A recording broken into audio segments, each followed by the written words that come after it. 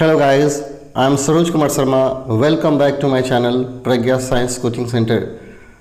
Guys, आज हम लोग क्लास 12th इंग्लिश का एक बहुत ही सुंदर poem my grandmother's house पढ़ेंगे। यह पोएम कमला दास के द्वारा लिखा गया है तथा यह पोएम जो है परीक्षा की दृष्टि से अत्यंत महत्वपूर्ण है।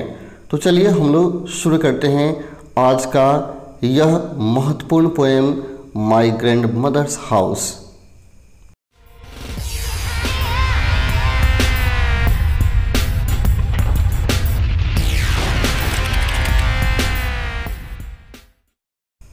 यह poem class 12th English rainbow से लिया गया है।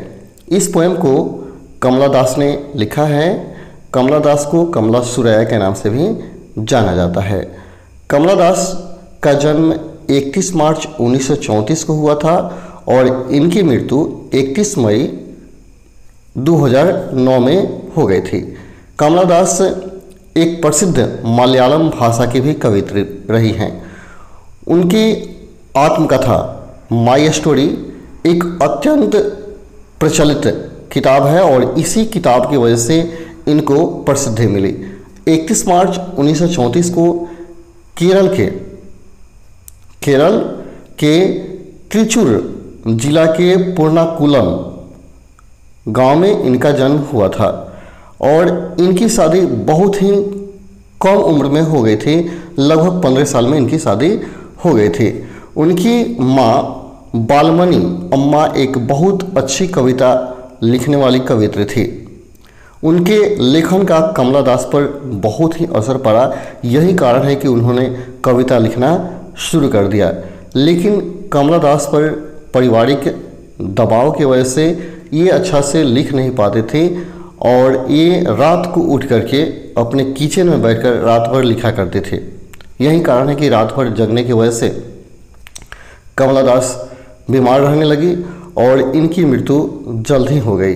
आगे चलकर कमला दास ने अपना धर्म बदल लिया था और ये इस्लाम धर्म को अपना ली थी, जिसके कारण इनके नाम के पीछे सुरैया जोड़ दिया गया। चलिए आगे देखते हैं आपकी किताब में इनके बारे में क्या लिखा गया है। कमला दास born in 31 March 1934 and died 31 May 2009, poet and short story writer। कमला दास का जन्म 31 मार्च 1934 को और मृत्यु 31 मई 2009 को हो गया था। एक कवित्री थी और छोटे कहानियों की लेखिका थी। Poet and short story writer. Has earned A respectable place in both English and Malayalam. इन्होंने इंग्लिश और मलयालम दोनों भाषाओं में सम्मानजनक स्थान हासिल किया था। हर autobiography published in 1976 created quite a stir in 1984। इनकी आत्मकथा 1976 में प्रकाशित हुई, जो कि 1984 में एक हलचल मचा कर रख दिया था। She was shortlisted for Nobel prize for literature. उनको लिटरेचर के लिए नोबेल पुरस्कार से सम्मानित करने के लिए चुना गया था। हर important volumes of words in English include. उनके अंग्रेजी के पद महत्वपूर्ण जो हैं यहाँ दिए गए हैं। सबसे पहला है summer in Kolkata. Summer in Kolkata 1963, यह 1963 में प्रकाशित हुआ था। साइरेंस, यह 1964 में प्रकाशित हुआ था। द डिसेंडेंट 1967, इसका प्रकाशन हुआ था 1967 में। द ओल्ड प्ले हाउस, पुराना खेल का घर एंड अदर पोएम्स 1973, जो कि प्रकाशित हुआ था 1973 में। And Anamalai poems 1985, only saint knows how to sing. केवल साधुजन ही जानते हैं कैसे गाया जाता है। एंड यस अल्लाह 2001, यह जो प्रकाशित हुआ था 2001 में। कमला दास पोएट्री इज प्राइमरीली ऑटोबायोग्राफिकल। कमला दास की कविताएं आत्मकथात्मक है। And her theme is love of a lonely heart. और उन सारे कविताओं का मुख्य विषय एकांकी दिल का प्यार रहा है। Love with never ending passion, lost greed and hunger that never satiate. कवित्री बोल रही है love with never ending passion, जिसमें कभी खत्म न होने वाला पैशन है अर्थात जुनून है, लॉस्ट वासना है, ग्रीड लालच है, एंड हंगर और भूख है। इनकी कविताओं में दिखती है कि कभी खत्म न होने वाला क्या है, पैशन, जुनून, लॉस्ट वासना, ग्रीड यानी लालच और भूख है। दैट नेवर सेटिएट, जो कभी संतृप्त नहीं होता, जो कभी संतुष्ट नहीं होता। She is known for sexual and adventure in her writing, वह अपनी लेखन में यौन रोमांच के लिए जानी जाती है।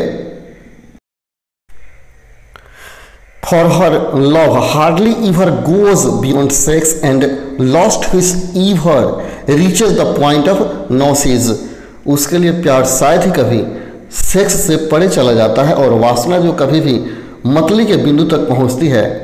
And is reborn again and again with new vigour, और नए उत्साह के साथ फिर से उसका पुनर्जन्म होता है। यानी उनके कहने का मतलब है कि इसका कभी अंत नहीं होता है, यह कभी संतृप्त नहीं होता है, अतः इससे हमें दूर रहने में ही भलाई है। कमला दास reveals a commendable mastery of phrases and control over rhythm। कमला दास ने मुहावरों की एक सराहनीय महारत और ताल पर नियंत्रण का खुलासा किया है। The words are often pointed and the rhythm is marvelously almost feverishly alive। कमला दास के अनुसार शब्द अक्सर इंगित किए जाते हैं और ताल अद्भुत रूप से जीवंत है। यहाँ कमला दास का परिचय खत्म हो जाता है। चलिए पढ़ते हैं इनके द्वारा लिखा गया कविता माई ग्रैंड मदर्स हाउस। इस कविता में कवित्री अपने दादी माँ के साथ गुजरे लम्हे को याद करती है। उसकी दादी माँ कवित्री पर हमेशा अपने प्यार और स्नेह की बारिश करती थी। कवित्री का कहना है कि उसकी दादी का घर प्यार और घनिष्ठता का निवास स्थान था। उसने वहाँ अनियंत्रित स्वतंत्रता का आनंद लिया था। अपनी शादी के बाद कवित्री अब उतनी खुश नहीं है, इसलिए वह पुनः अपनी दादी के घर जाना चाहती है और उन लम्हों को पुनः याद करना चाहती है। चलिए आगे हम लोग कविता के माध्यम से देखते हैं। There is a house now far away where once, एक घर है नाउ फार अवे जो आज बहुत दूर हो गया है, वेयर वंस जहाँ कोई रहता था, आई रिसीव्ड लव्ड जिससे मैंने प्यार पाया था, प्यार हासिल किया था, दैट वुमेन डैड वो औरत आज मर गई है। कवित्री अपनी दादी माँ के बारे में कहती है कि दादी माँ का जो घर है आज हमसे बहुत दूर हो गया है। शादी के बाद मैं जब यहाँ आ गई तो वो घर बहुत दूर हो गया और दादी माँ जिससे मैंने प्यार हासिल किया था वो आज मर गई है। The house withdraw into silence, और उस दादी के घर में सन्नाटा छा गया है, सन्नाटा पसर गया है। स्नेक मूव्ड, और आज उस सन्नाटों के बीच सांप परिभ्रमण करते हैं। Among books I was then too young, उन किताबों की दुनिया में मैं बहुत छोटी थी, टू रीड और किताब पढ़ भी नहीं सकती थी। And my blood turned cold like the moon, और मेरा जो रक्त है चांद के समान शीतल हो गया। यानी वो बताना चाहती है कि जब उनकी दादी माँ की डेथ हुई उस समय काफ़ी छोटी थी, किताब पढ़ भी नहीं पाती थी, और इन सारे बातों के बारे में सोच करके, इनके बारे में सोच करके इनका जो रक्त था चांद के समान शीतल हो जाता था, ठंडा पड़ जाता था। How often I think of going, कितनी बार सोची वहाँ जाने की। There to peer through blind eyes of windows, अंधकार से भरे खिड़की से झांकने की। और just listen to the frozen air, या घर के आसपास ठंड पड़ी हवा को गौर से सुनने की। कवित्री सोच रही है कि दादी माँ के घर फिर मैं जाऊं और वहाँ के खिड़की से बाहर के नज़ारों को देखूं और वहाँ के हवाओं को महसूस करूं।